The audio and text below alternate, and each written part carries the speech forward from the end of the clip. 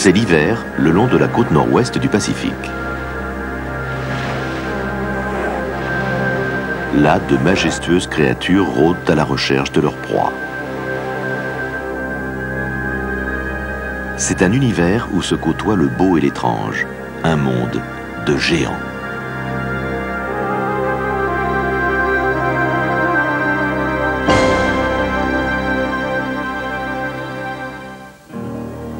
Au nord, le long de la côte de l'État de Washington et de la Colombie-Britannique, là où les forêts des étendues côtières rencontrent le froid pacifique, s'étend un monde de splendeur et d'extrême. Ici, la nature subsiste, brute et indomptée, et un domaine sauvage et primitif se révèle à nos regards émerveillés. Un univers intact qui présente encore le visage d'une nature sans phare.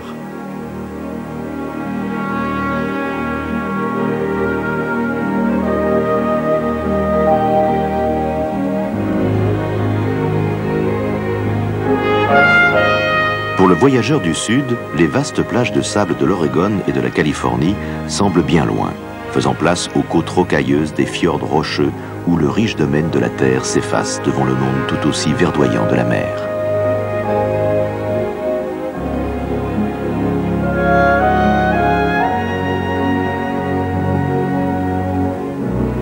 Il n'existe pas de relief poli le long de cette bordure sauvage à l'ouest du continent. Mais malgré les agressions des vents, des vagues et du temps, la vie y est diversifiée et abondante.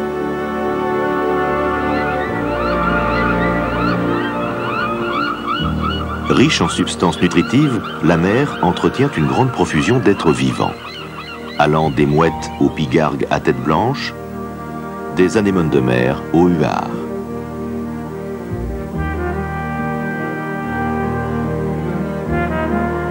C'est le monde du canard carolin et du canard garrot, plus commun. Un endroit où la faune, dans sa multitude de formes étonnantes, semble pour le moment avoir gagné le combat pour sa survie. Dans une baie abritée, une loutre de mer s'enroule dans des varechs pour se protéger durant la journée. Tandis que l'aigle, toujours à l'affût d'un repas, cherche les poissons qui constituent ses proies. Une vue aérienne nous révèle un labyrinthe aquatique de criques et d'îles, une mosaïque de forêts et d'eau, et des milliers de kilomètres de côtes, dont la plupart n'ont jamais été cartographiés ni explorés.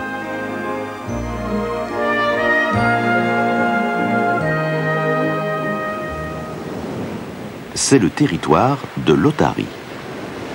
Pouvant peser jusqu'à 1 tonne, les otaries mâles sont les souverains du domaine situé entre la terre et la mer.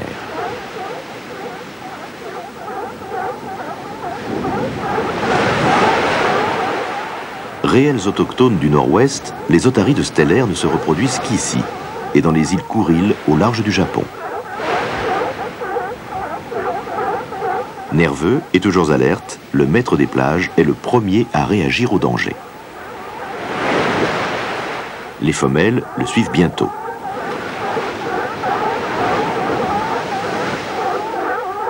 Tout au long de la saison, le harem restera rassemblé, se nourrissant d'une multitude de coquillages et d'oursins à leur portée dans ces eaux riches du nord. Mais le danger guette aussi. Voici le plus puissant de tous les prédateurs, l'orque. Pouvant atteindre 7 mètres de long, l'orque ressemble à un sous-marin en patrouille. Et pour un orque adulte, la plus grosse des otaries serait une proie facile. Mais ce sont les poissons et non les otaries qui constituent la principale alimentation de l'orque.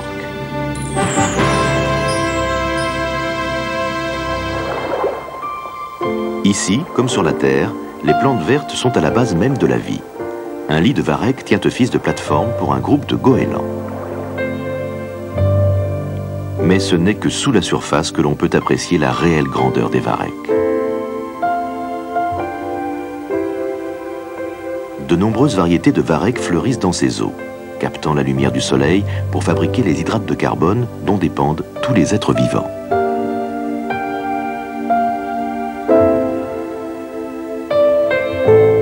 Le varech est une des formes de vie à la croissance la plus rapide. il peut pousser de plusieurs centimètres par jour, formant des forêts que le ciel gris du nord-ouest rend encore plus magnifiques et mystérieuses. Un plongeur qui pénètre dans cet univers éprouvera un sentiment d'humilité devant tant de grandeur. À la lumière naturelle, la majeure partie de cette splendeur restera cachée. Mais éclairée par une lampe de plongée, cette tapisserie vivante fait resplendir toute sa gloire, révélant des couleurs insoupçonnées. Tels des bourgeons épineux, une multitude d'oursins ornant le fond de l'océan roulent sur un tapis perçant d'éponges pastel.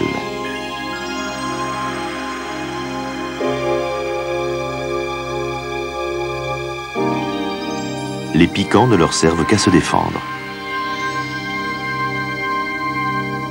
Ici, une colonie de ces animaux épineux s'attroupe autour de leur nourriture favorite, une tige de varech échouée. Semblables à des fleurs encore plus fantastiques, voici les anémones de mer. Leur bouche affamée attend dans l'obscurité, guettant les petites créatures portées vers leur cruel destin par les courants.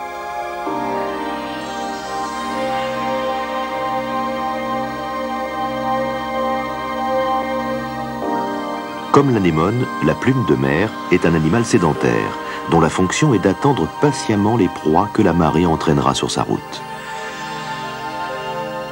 Un petit crabe profitant du voyage gagne un repas tout en débarrassant son hôte de tous ses parasites. Les crabes sont parmi les créatures les plus vives et les plus colorées de ces eaux, et ils adorent se déguiser. Un coquillage abandonné est transformé en maison mobile, qui servira d'abri en cas de danger.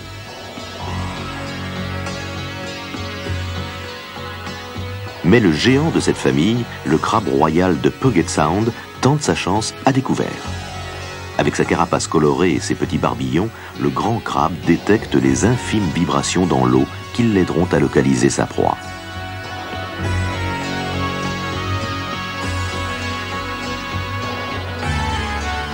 Par souci pratique, ce crabe transporte un véritable festin sur son dos.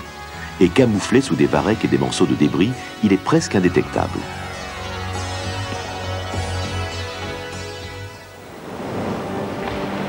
La zone entre la haute mer et la côte abrite elle aussi un généreux banquet vivant. Sur les rochers baignés par les vagues, les moules et les bernacles s'accrochent, attendant que les eaux leur portent leur repas. Quand ils sont éclaboussés par les vagues, les bernacles, en apparence sans vie, sortent leurs antennes plumeuses pour capturer leur proie.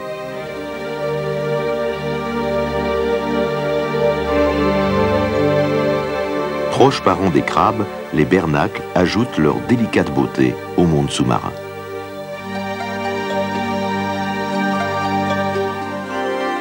Dans ces eaux, même les poissons sont trompeurs. Nombre d'entre eux sont des habitants des fonds et des experts en camouflage. Le rat de mer, dont la tête ressemble à un crâne humain, est l'un des poissons les plus anciens de la mer. Bien plus courant, les poissons de roche appartiennent à une famille qui comporte une centaine de variétés différentes. Les méduses, parentes mobiles des anémones, sont à plus de 90% composées d'eau.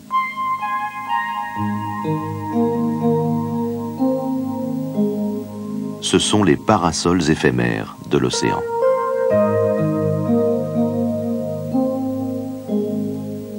Mais aucun membre de cette famille n'est aussi resplendissant que les anémones plumeuses géantes. Telles des colonnes grecques surmontées de plumes, elles attendent avec une patience imperturbable de filtrer leur proie vivante.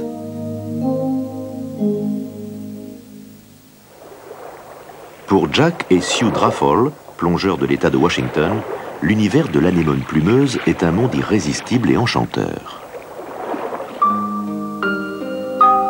Dans les eaux froides de Puget Sound, une colonie d'anémones habille la carcasse d'un vaisseau naufragé, revendiquant chaque centimètre de terrain disponible.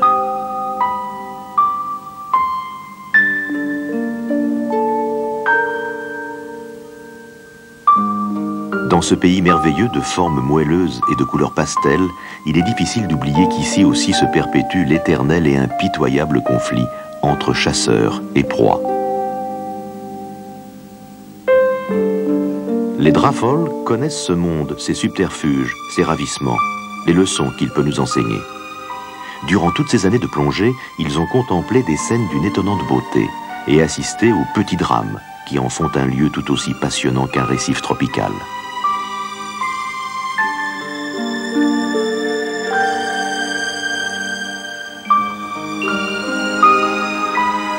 La photographie a permis aux Drafol de faire partager leurs découvertes sous-marines à tous ceux qui ne connaîtront peut-être jamais la beauté d'une sabelle ou d'un bernacle. Pour eux, cela représentait une façon de communiquer leur aventure merveilleuse et passionnante. Un moyen de révéler aux autres un aspect palpitant et vital du monde naturel, trop longtemps négligé.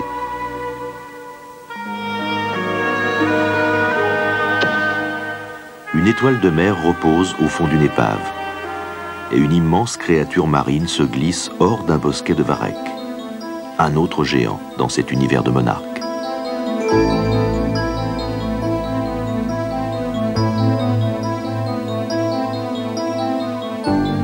Les eaux du Nord-Ouest grouillent de créatures superbes et fantastiques. Et aucune de ces merveilles n'est plus majestueuse que la pieuvre géante du Pacifique.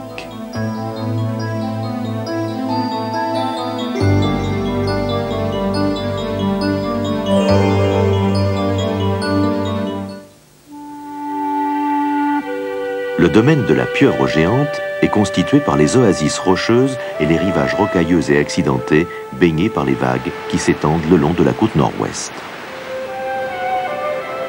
C'est un endroit où les règles qui régissent la vie sur Terre semblent inversées et les créatures qui y abondent semblent tout droit sorties d'un roman de fiction fantastique.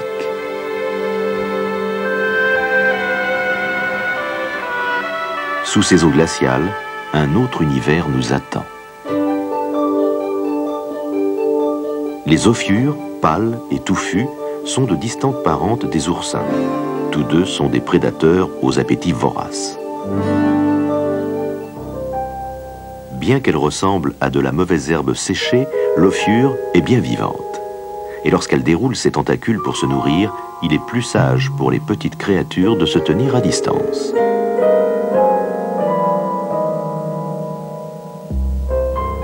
Ses membres monstrueux et menaçants se déploient, jetant leur dévolu sur un malheureux oursin vert pris dans la toile mortelle de ce prédateur.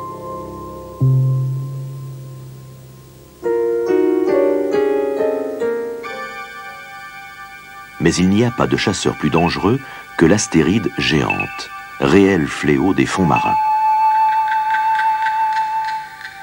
Se déplaçant à l'aide d'une quantité de petites ventouses, l'étoile de mer prend son élan pour attaquer.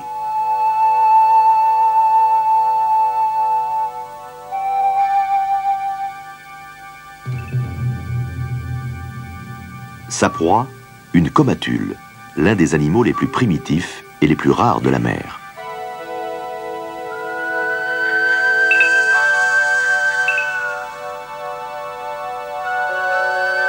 Bien qu'elle soit aveugle, la grande étoile de mer reconnaît ses proies par le goût. Et privée elle aussi de la vue, la comatule sait d'instinct quand il est temps de s'enfuir.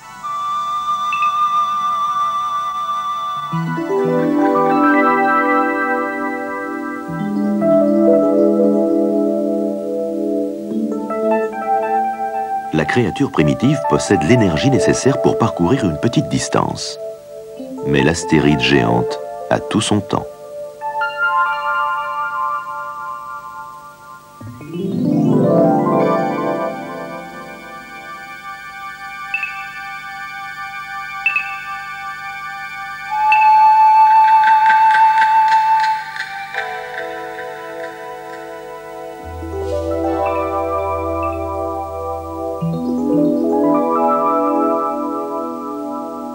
La comatule est encore libre, pour l'instant.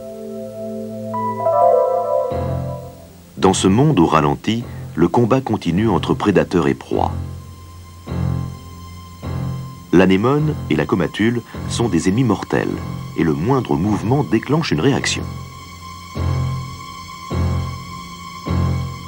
Les cellules venimeuses se préparent, puis elles frappent. Chancelante de douleur, l'étoile géante essaie de s'enfuir.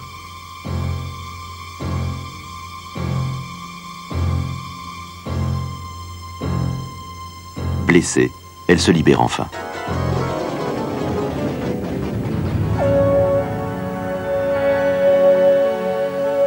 Dans un domaine où les curiosités font partie de l'ordinaire et où l'étrange constitue la normalité, un groupe d'animaux se distingue indubitablement des autres.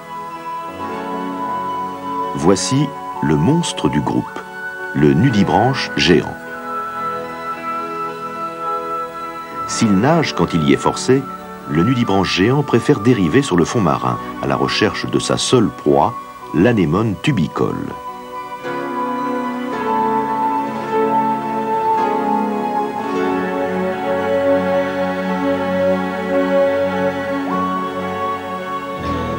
Abrité par son tube de limon, l'anémone est protégée de tout, sauf de son ennemi juré. Le monstre de ce monde miniature se recule pour attaquer.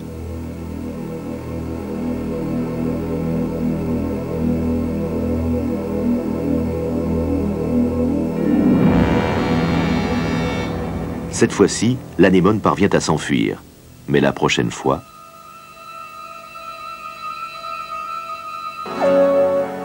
Proches parents des escargots, les nudibranches ont développé une immense variété de formes et de couleurs, et certains semblent des produits de la fantaisie pure.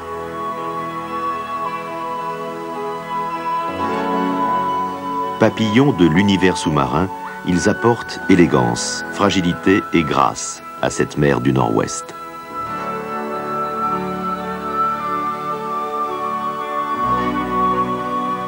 La pieuvre est aussi une créature gracieuse, mais elle a eu moins de chance avec les hommes.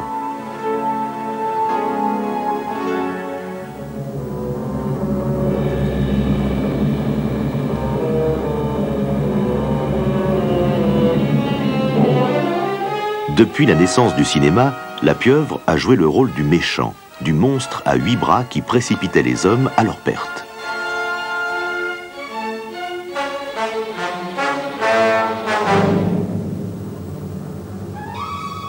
Des dizaines d'histoires, d'aventures ont perpétué ce mythe du cannibale assoiffé de sang, de la pieuvre avide de chair humaine.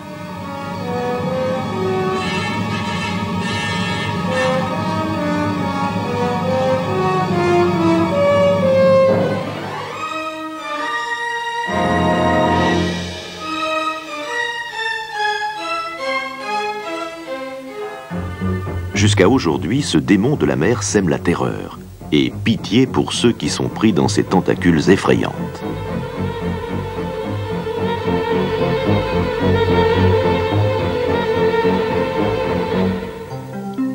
Mais en fait, toute ressemblance entre la vraie pieuvre et l'animal de fiction n'est que pure coïncidence. Parmi les dizaines d'espèces du monde entier, aucune n'est connue pour son cannibalisme, et la plupart d'entre elles sont des créatures craintives qui s'enfuient à la vue d'un plongeur.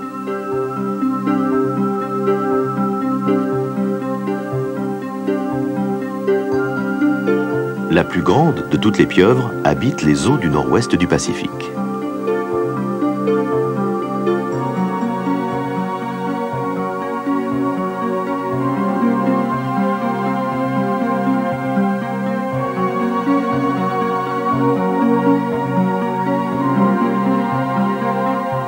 La pieuvre géante du Pacifique est un monstre timide et farouche qui peut atteindre 300 kg et dont les tentacules peuvent mesurer 10 mètres.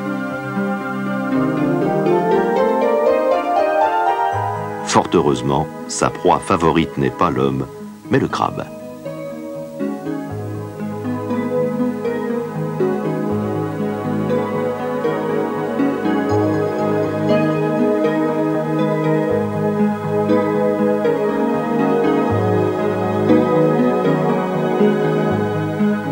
Avec ses puissantes ventouses, la pieuvre s'empare du crabe par sa carapace et le combat s'achève.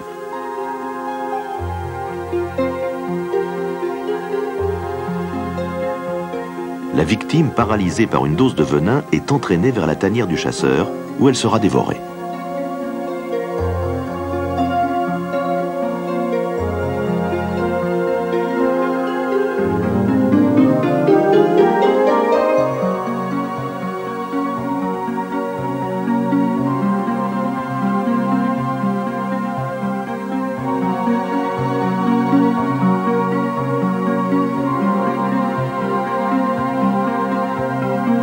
L'arrière-cour de cet antre, encombré des restes de crabes et de peignes de mer totalement dévorés, témoigne de précédents festins.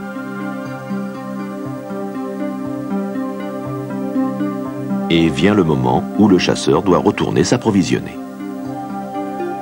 En une seule journée, la pieuvre géante effectue plusieurs voyages à la recherche de nourriture. Par propulsion, la pieuvre peut se mouvoir plus rapidement que la plupart de ses victimes. Sérieux avantage quand le prédateur se change en proie.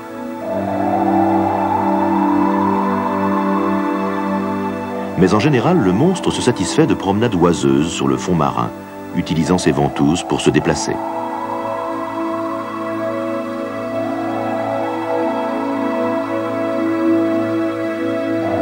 La pieuvre ne s'aventure que très rarement en haute mer, car là, ce terrifiant géant de la mer se retrouve lui-même en danger, ayant lui aussi ses ennemis.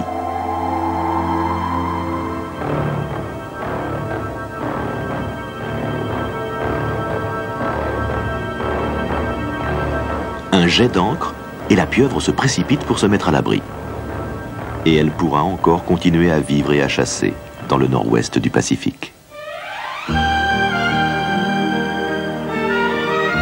C'est un royaume de géants, un monde de majesté et de grandeur, un vaste musée de la vie qui, si les hommes l'épargnent un peu, conservera à jamais ses merveilles et demeurera toujours sauvage et libre.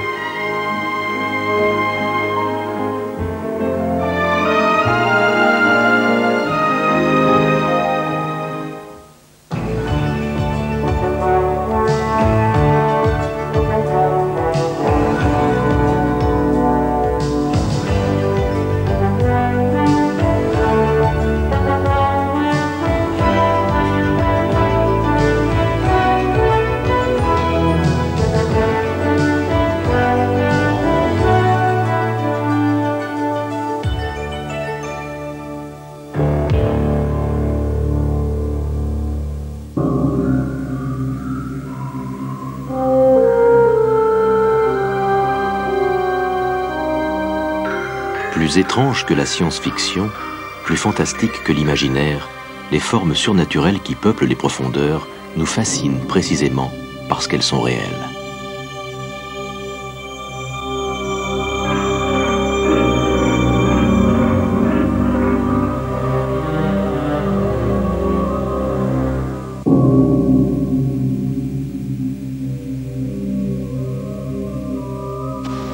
Pour les aventuriers, notre planète bleue offre depuis toujours de vastes frontières à parcourir, un monde de mystères et de merveilles à explorer.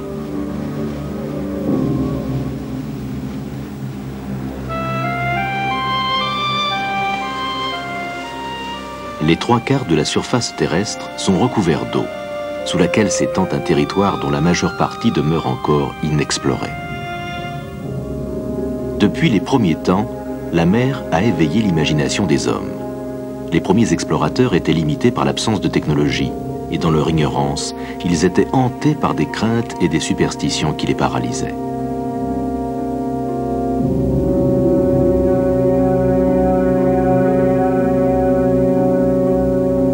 Tant que l'homme est resté captif de ses rêves obscurs, l'étendue infinie des océans renfermait les spectres de ses terreurs les plus profondes.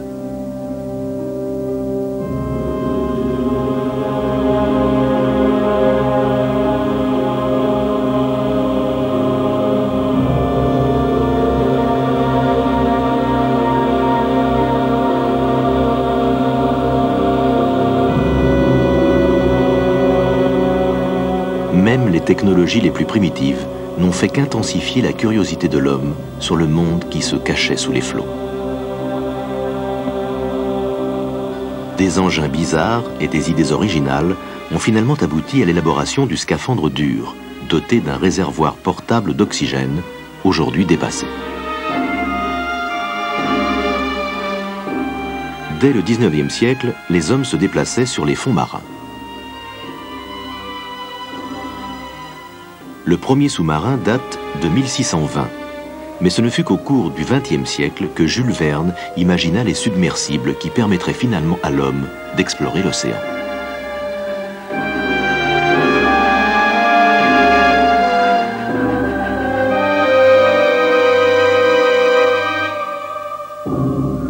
Depuis des siècles, des trophées géants sont ramenés des profondeurs. Mais ils n'ont servi qu'à encourager les hommes à explorer l'univers étrange et inconnu des profondeurs. Aujourd'hui, à mesure que la technologie continue à se perfectionner, nos expériences ne font qu'accroître notre fascination. Maintenant, nous pouvons rencontrer des poissons dans leur milieu naturel et assister avec étonnement aux merveilles de l'évolution. Dans les fonds obscurs, nous pouvons voir de près les fossiles vivants des anciennes mers.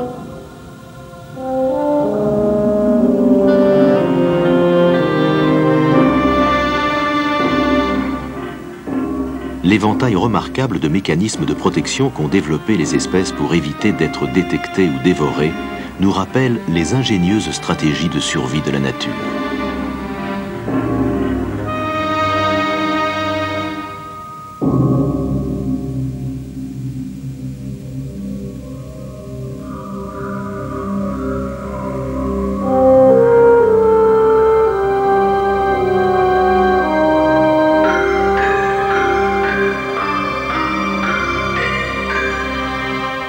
Notre capacité à explorer le monde aquatique nous a amenés à découvrir toute une gamme de créatures sous-marines.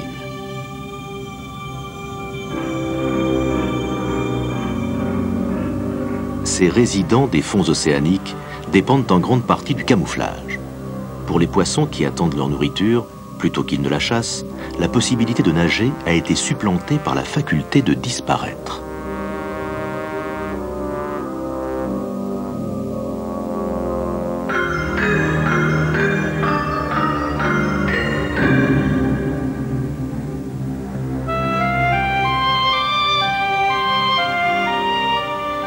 Quelquefois, le bizarre frise le comique. La nature imiterait-elle l'art de la caricature?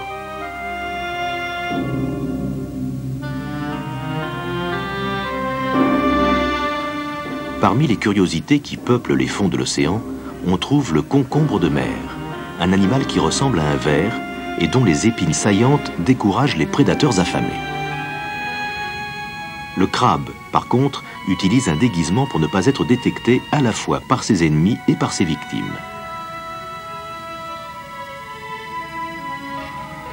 Si ses proies sont en nombre insuffisant, il se nourrira sur son costume.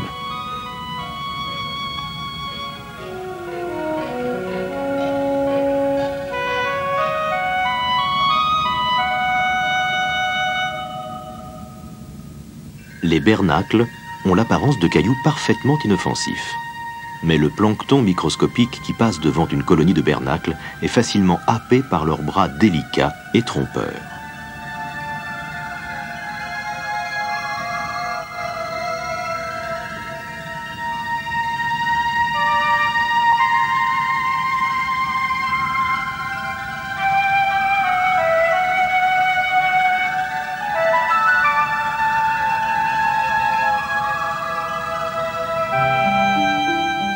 Si nous devions remonter le temps, dans le fond des anciennes mers, nous découvririons que la forme de vie la plus commune de l'ère dévonienne était la comatule.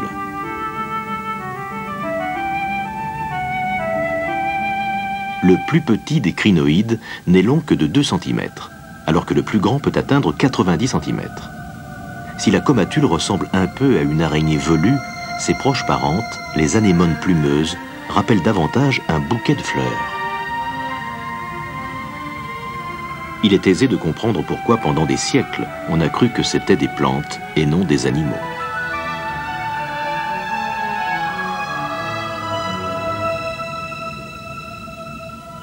Le corail est une autre créature trompeuse. Ces roches sculptées en apparence sont en réalité formées d'une colonie de minuscules animaux vivant ensemble dans un genre de maison communautaire. La nuit, lorsque les coraux se réveillent, des filaments plumeux ou polypes émergent du squelette commun pour se nourrir. Les rochers se transforment alors en un buisson sous-marin ondulant. Et pourtant, les coraux sont véritablement des animaux.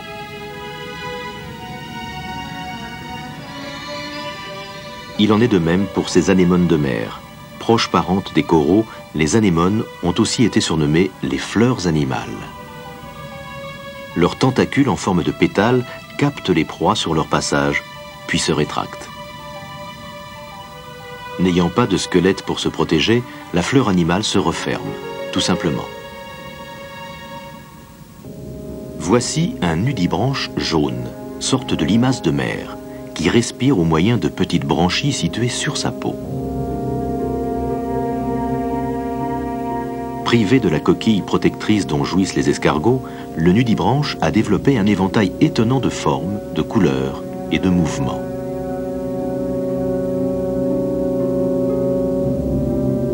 Alors que certains nudibranches peuvent sembler irréels, d'autres font penser à des dragons miniatures.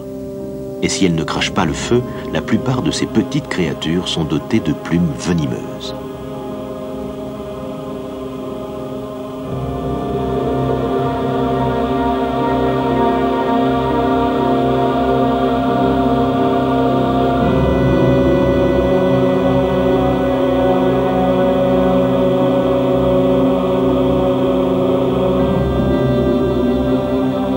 En règle générale, plus le nudibranche est coloré, plus il est dangereux. Toutefois, nous avons tout le loisir d'admirer l'un des plus gracieux habitants de la mer.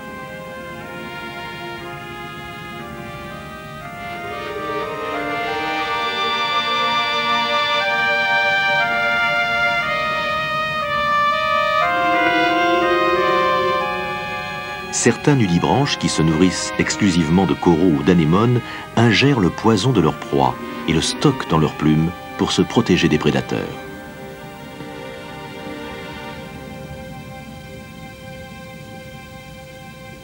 Le navanax appartient à une variété de nudibranche qui ressemble de très près à un serpent. Ce navanax strié est venimeux. Son alimentation ne se limite pas aux coraux ou aux anémones. Lentement, mais méthodiquement, il explore le fond marin à la recherche de toute plante ou animal qui serait susceptible d'être avalé.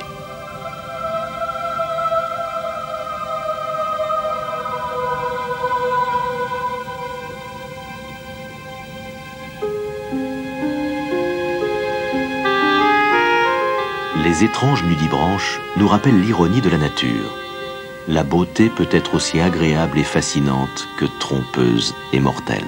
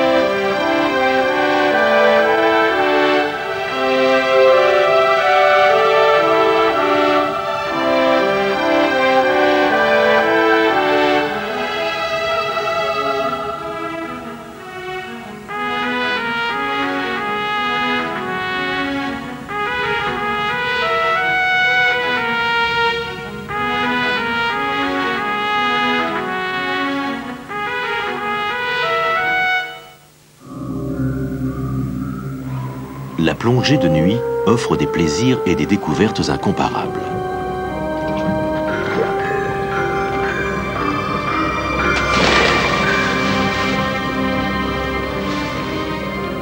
Afin d'explorer le monde obscur des profondeurs, les plongeurs doivent apporter leur propre éclairage.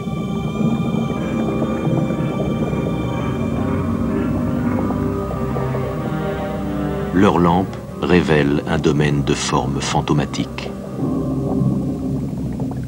Certaines créatures sont difficiles à rencontrer de jour, car elles ne deviennent actives que lorsque les eaux s'assombrissent. C'est la nuit, par exemple, que les calamars cherchent leurs compagnes, exécutant leur danse légère dans le calme des ténèbres.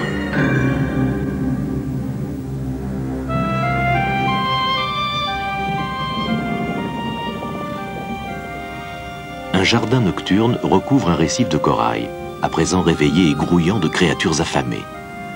Dans les tropiques, la plupart des coraux se développent la nuit. Il en est de même pour ce crinoïde, dont les tentacules plumeuses balaient la nourriture qui flotte sur son passage. Des poissons étranges et fabuleux glissent dans ces eaux. Avez-vous déjà rien vu d'aussi merveilleux ?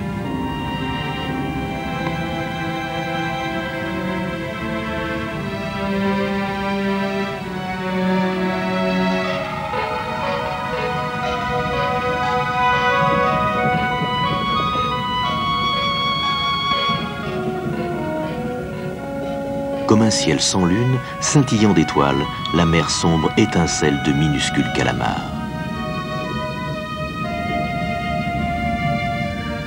Bien que primitifs en apparence, les calamars sont parmi les invertébrés les plus développés. Ces créatures noctambules à propulsion sont carnivores et bien adaptées à leur rôle de prédateurs. L'œil du calamar est remarquablement similaire au nôtre, bien que nous n'ayons pas d'ancêtres communs.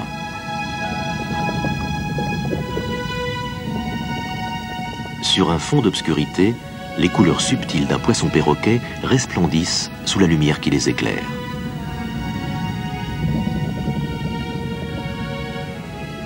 Les intrus nocturnes du monde terrestre continuent leur exploration de cet univers mystérieux.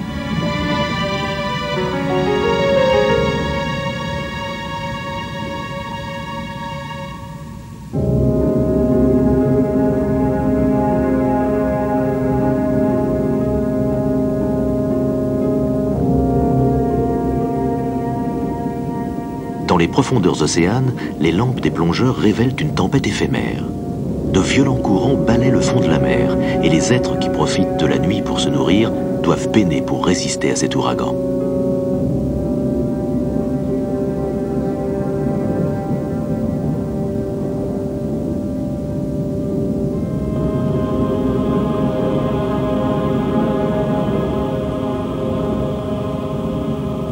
Certains en perdent même le sommeil.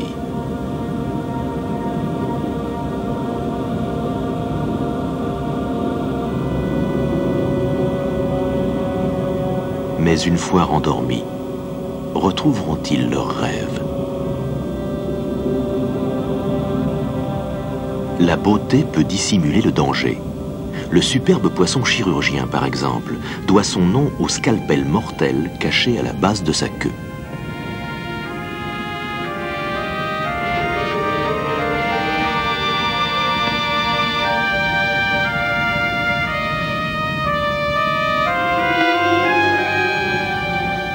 L'élégant poisson-lion tire sa fierté de ses plumes venimeuses.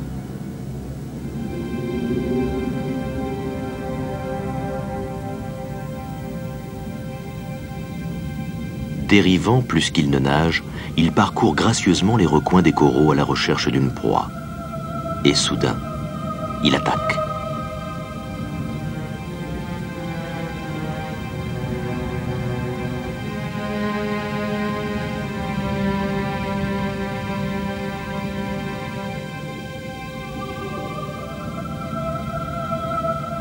La curieuse parure du poisson-lion ne lui permet pas une retraite rapide quand il est menacé par d'autres prédateurs. Ses seuls moyens de protection sont ses piquants venimeux et ses rayures, qui l'aident à se confondre avec son environnement.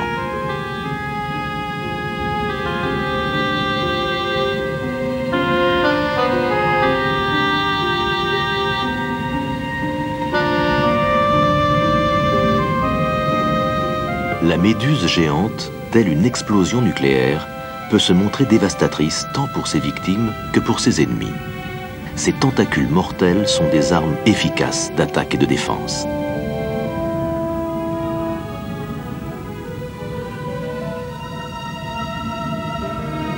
On l'appelle souvent diable des mers, mais cette raie manta géante n'est maléfique qu'en apparence. Bien qu'étroitement liée aux requins, elle se nourrit presque exclusivement de plancton.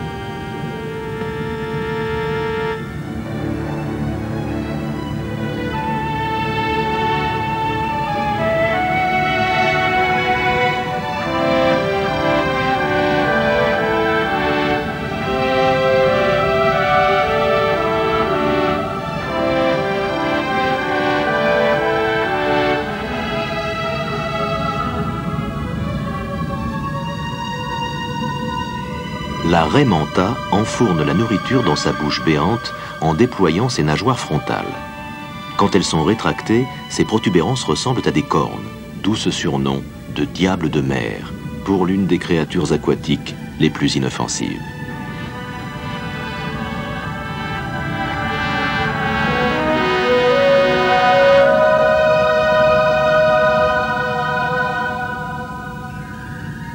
La pieuvre a aussi longtemps souffert d'une réputation injustifiée. Dans le long processus de l'évolution, la pieuvre, parente des escargots, des huîtres et des praires, a perdu sa coquille externe solide.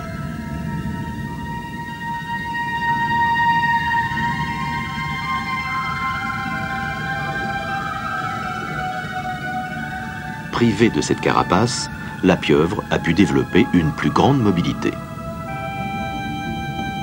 Pour se protéger, elle s'est dotée de 8 tentacules à ventouses et d'une vue aussi bonne que la nôtre.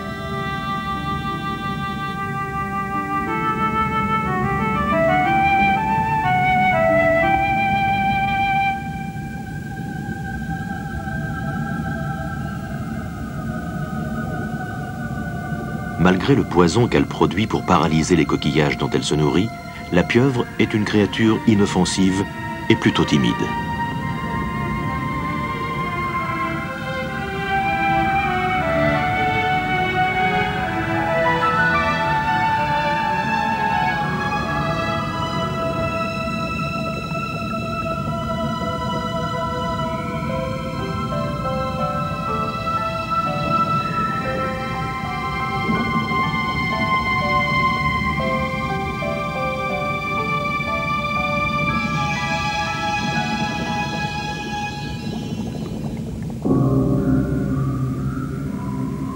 Quand on la dérange, la murène ne se montre pas du tout farouche.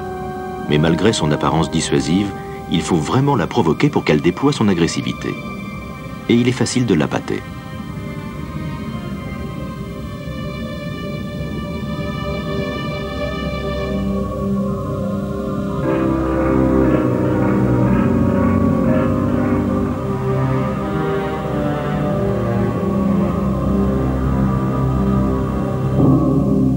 Contrairement à tous les autres poissons, la murène n'a ni nageoire ni écailles. Et sa bouche renferme des dents exceptionnellement aiguisées.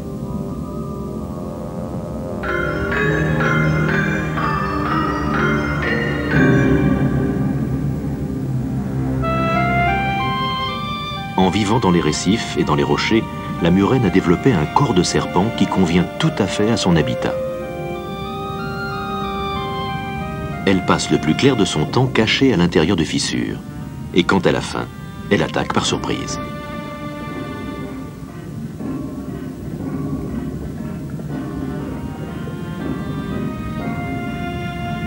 Mais les murènes, comme les autres animaux marins, essaient simplement de survivre.